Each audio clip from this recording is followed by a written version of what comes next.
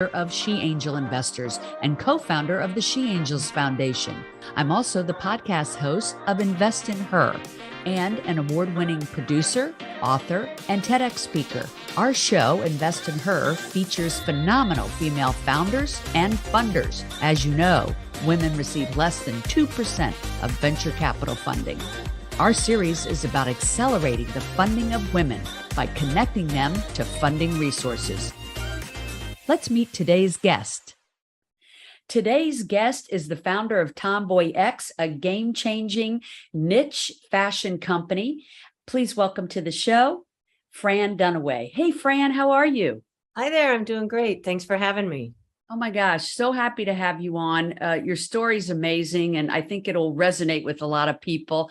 A little background first. You were just telling me that you were born in Alabama. Correct. I was born in Mobile, Alabama. Yeah. And I think maybe you got rid of that accent.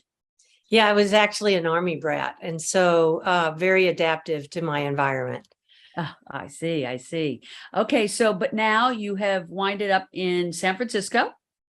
Yep, temporarily. I co-founded the company with my wife, and we are temporarily in San Francisco, but our company is headquarters are in Seattle. Oh, cool. Okay.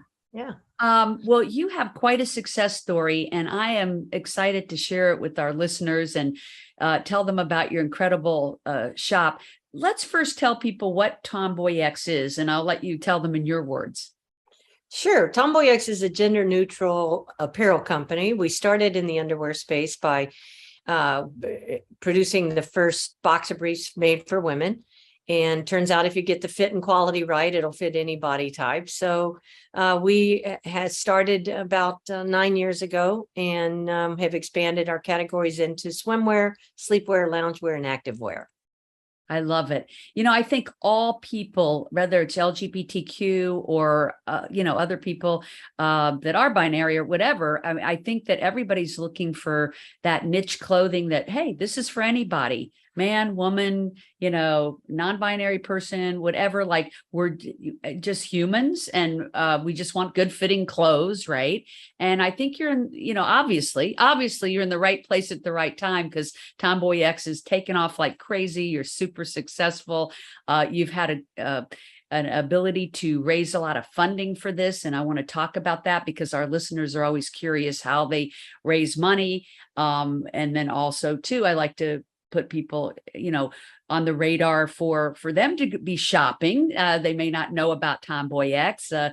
I know I'm a customer and a big fan of your clothing and love that you're expanding the lines. That's super exciting. Let's tell people how it actually started, because you were working in corporate America. I know you and your wife had very successful jobs. I only imagine that there's a lot of listeners that we have that are doing that, but they have this like idea like you all had. How did you make that transition? Because that is not an easy leap from a super successful corporate job to being an entrepreneur. Am I right? Oh yeah, it's not only very difficult, it's terrifying.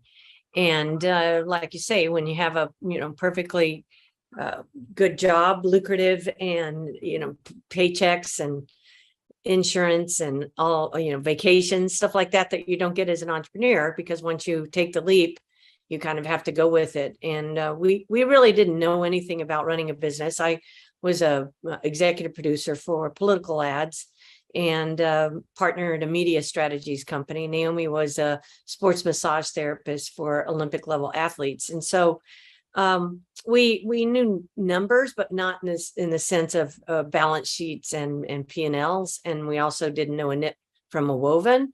So we had a lot to learn. Fortunately, we both are very tenacious and committed to seeing things through. But I think that the bigger thing was that there was a white space and that there was a community that embraced us and that we're very happy that we were doing something that they wanted. And, to your point around binary, clothing isn't gendered. And there's this marketing ploy that started in the 80s where, they said boys are blue and girls are pink. And that's just really kind of put us into this binary that has gotten wider and wider. And so it's nice to see. Wait a minute, I have to go change my yeah. pink shirt. I'll be right back. Yeah. Hard to get that in there. Yeah. Yeah. So yeah, so that I think it's just, I think we're moving into a more inclusive and kind of a non-binary world. I think you're absolutely right. And obviously y'all were in the right place at the right time. I want to talk about, the money you've raised to date. I know y'all have raised in the millions. Yeah, about 18 million. Yeah. Mm-hmm. And you say it like it's nothing, there's these founders out there, you remember when you were one of them saying, oh, I just want to raise $1 million or $500,000. How did you make that leap from that initial, say, 500,000 or million to the 18 million? Like, what did that take? Once I think it's really important for entrepreneurs that are thinking about raising money. And one is, if you take outside investment dollars, then you have made a commitment to make money for the investor. And so how are they going to get their money back? And so that then makes what you're doing about growth. And that's the only way your investors are going to get more money out of their investment in what you're doing. If we had wanted to be a mom shop and just, get to 10 million in revenue, and we could build that and have a perfectly excellent lifestyle with about 10 employees. But we recognized that there was a bigger growth opportunity out there. As you said, that, everybody wants comfortable underwear. And so that was when we recognized that we had this trajectory that was appealing to investors for the first beginning of what we were doing. And that's really the only way that we were able to find outside investment, is showing the proof is in the numbers and in the trends and where we're going. And we could show quantitatively that if we put more money into marketing, for example, we could grow faster. And so that's really what was the impetus behind being able to raise money, is that there was potential for rapid growth. And we're not talking 10 or 15% growth. We're talking 50 to 60% year over year growth, which is what most capital or institutional investors certainly are looking for. So you started off with a crowdfund, correct? Yes. Yeah, which is interesting because I love to share how people got started. So you did a crowdfunding, and I do think one of the beautiful things about a crowdfunding is you're not answering to any investors, you're getting fans to your product, and you it's like a built-in marketing, right? Well, for us, it was a proof of concept. Yeah. And at the time, it was the only platform out there was Kickstarter. And so it wasn't an investment. They were pledging money to your company. You could get a t-shirt or a hat or buy our product, which we hadn't made yet. And so it was really funding to make our product. Since then, the laws have changed, and there are these other crowdfunding platforms out there that are equity. And so they've changed kind of the accreditation of investors and what that means. So you can, for $100, you can invest and get some equity in a company, a startup company. So there are a lot of different ways. There's probably a dozen different ways of funding now, the crowdfunding, that weren't available when we did our Kickstarter. But yeah, we had a successful Kickstarter. For us, it was a proof of concept. We wanted to get more names and on our email list, and we needed the money to get our shirts into production. So we raised $76,000 in 30 days, but the bigger thing that we got out of it was that we recognized we'd chosen the right name. Tomboy was resonating in a big way, powerful way, and we were able to recognize that we had instant brand recognition just because of the name. So that was a big aha moment, and probably the thing that the smartest thing we did was pick that name and stick with it. Yeah, it's a great name. It's brilliant. I love it. And your product, you figured out in that crowdfunding, which is always like a great focus group, right? Like, what was the product? I don't know that you thought it was underwear initially, did you? No, we made a cool button-up shirt. I like a shirt with a collar, and And I was frustrated with the lack of options for quality button-up shirts that had fun details like a Robert Graham or Ben Sherman for women. So that's where we started. But when we had the Kickstarter and we recognized there was this white space, we started wondering that exact question and asked ourselves, once we raised the money, we got the shirts into production, and then we would just buy hats and stuff and put our logo on it because it was selling. And we were wondering what was going to be kind of our hero product that we could build a brand around. And we started listening to our customers, and our customers, we were hearing from various customers around the US that were saying, make boxer briefs for women. And we didn't know that that wasn't being done. And so I Googled, or I went to Nordstrom.com and typed in boxer briefs for women, and up came a pair of Spanx, and that was it. So that's no longer the case. You can go to Nordstrom.com and find TomboyX boxer briefs today. So yes, that was kind of the genesis of pivoting. And the fact that we listened to our customers, we pivoted, and 6 months later, we had tripled our revenue. And that's when we started seeing the growth trajectory that made investment from outside investors appealing. And I think that the key word there was pivot. Like, that's exactly what you did. You didn't say, nope, we want to make these shirts and that's what we're making. You literally listened and pivoted and made that underwear your main thing for a long time. And now you're pivoting again. I see, going into loungewear and sportswear and things like that, which is awesome. Mhm. And when you first, after you did your crowdfunding and you figured out, learned a lot from that, a focus group, what was the next thing you did? Did you start to pitch angel investors? Was that your next step? No, our next step was just staying afloat. We bootstrapped for the first 3.5 years. Naomi and I didn't take a paycheck.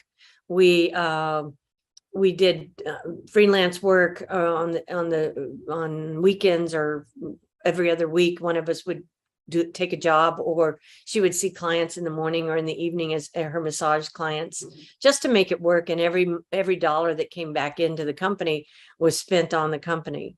And so then I applied for a accelerator program based in Boulder, Colorado, and got accepted. And so when we got there, they pulled us aside and said, you've really got something special here. You should think about raising some money. And we didn't know the vernacular. We didn't know a thing. There weren't podcasts like this where we could go and figure it out. So we had a big learning curve there as well. But they took the lead on our first investment, and they helped us raise our first $1 million. Wow. And I definitely advocate for people going with an accelerator program. There's more and more of them. And I find that the ones that entrepreneurs that end up being the most successful usually have gone through an accelerator program. So if someone's out there working in corporate America, has an idea, wants to start a business, I would recommend, following the path that you did, which is, starting with that crowd fund and then looking for an accelerator to help you learn how to pitch to investors and eventually venture capital. Have you all pitched as part of your funding from venture capital? Yeah, we closed a Series B with venture capital. And to your point around the accelerator, you're absolutely right. When we would go out and be pitching to angel groups and whatnot with our original pitch deck, and would get nowhere. But once we came out of the accelerator, I don't think there was well, there might have been a couple that we didn't come in first place, but we were always in the top 3. And so it really made a difference, not only in our presentation, but how to think about it and what our deck looked like. And it was all about our demo day for us. I think it was a 3-month program. And at the end of it culminated in demo day, which is getting up and pitching. So that made a tremendous difference and really set the trajectory. And then we closed a Series A with a venture. It was kind of a venture fund. And then we closed our Series B with a venture capital firm from the UK that reached out to us. We didn't go to them. They found us and Wow. wanted to make an investment. And so we said yes. Yeah, of course. That's awesome. And from your first deck to the deck that you did at the accelerator, like everybody always has this story, that their first one, they can't even believe it when they look back on it, right? Like, Yeah. what do you think was missing from that first deck? If you could share one or two things. Oh, cringeworthy. I try to block these things. You know, just the succinctness of the story and what it is we were building and what our traction was, and kind of, bringing it down to a 10-page deck that is that you can articulate and just whip through. I remember having to rehearse it and over and over and over again, and working on it in the shower at night before I go to sleep. And it's interesting because you build that muscle. Like today, if I made a 10-page deck today, I could just wing it and go through it. Whereas it was so hard at the beginning. And so that's interesting to look back on. But we're just a very different company. We evolved so much from that original concept. And I think that that's part of growing a business is taking a look at what you have, and then seeing what the market is and what your customers want, and then following that, and that will lead you to success. Yes, absolutely. And can you say how many customers you have today? Oh gosh, no, I have no idea. Okay, so I thousands. know we've sold over 1.5 million pair of underwear for sure. Oh, wow. And We have 40 employees. And do besides people from the LGBTQ community, do you get feedback from straight women or men, or Oh yeah. Yeah. Yeah, So only everybody. I would say probably maybe 50% of our company are from LGBTQ plus community. So we have a lot of women out there who are shirking the Victoria's Secret notions and really want to feel empowered and feel good about their bodies and embrace comfort. And so that's what we're about. We also, the fact that we are so size inclusive, we carry triple extra small to 6X. Right. And we don't just grade our products on a algorithm. We actually bring in real customers for fit testing and fit modeling so that we get the fit and the quality right, and we make adjustments. For example, our 6X, we brought in a focus group of 6X customers and talked to them about their specific needs. And so that 6X is a very different product than our triple extra small, but we offer it for the same price. And the fact that we're B Corp certified, all of our practices have a sustainability lens to them, and we're constantly innovating and coming up with new ways to improve the planet and our community. So it's really, for us, it's about having values that we stand for, and that appeals to a vast majority of people. Now, in the beginning, because we are part of the LGBTQ plus community, and Facebook had a way to focus on or put ads in front of those people, that's how we built the company. But it was never our intent to be exclusive LGBTQ. And just that alone, I just think having that wide open mind was so smart of you, not to just totally drill down and limit yourself. Was it mostly LGBTQ that invested in your company, or No, not at all. Yeah. I would say maybe a third of the seed round were LGBTQ, if that. But I could tell you 95% of them are women. And I love that. That was our first. Well, this was pre-Victoria's Secret's fall, and a lot of the white guys sitting around with the checks. I can't tell you the number of times I was asked, "Well, what's wrong with Victoria's Secret?" Yeah, and you told me that. I was like, OMG, that's why we need more female investors, because people tend to invest in people they identify with. Yep. And so if it's all white men sitting at that table making the decisions, that's why great companies like yours sometimes don't get funded. But luckily you found the right people.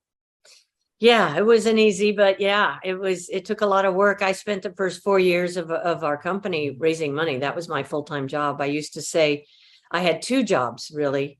One was to not run out of money, and the second was to not fuck it up. So Naomi did everything else. You were the head of not fucking up division. Exactly. Well, you did a great job. Thank you. Thank you. We're pretty proud of it. So how many years now for TomboyX? 9 years, just about, yeah, 9 years in April. So Fantastic. we hired a CEO and COO last year, last September. So Naomi and I are semi-retired. And so we do things like this, and we get out and tell our story and let the team run the business. So that feels pretty darn good as well. I love that. What is the future for TomboyX? Are you going to continue to add more divisions, or, what's the future?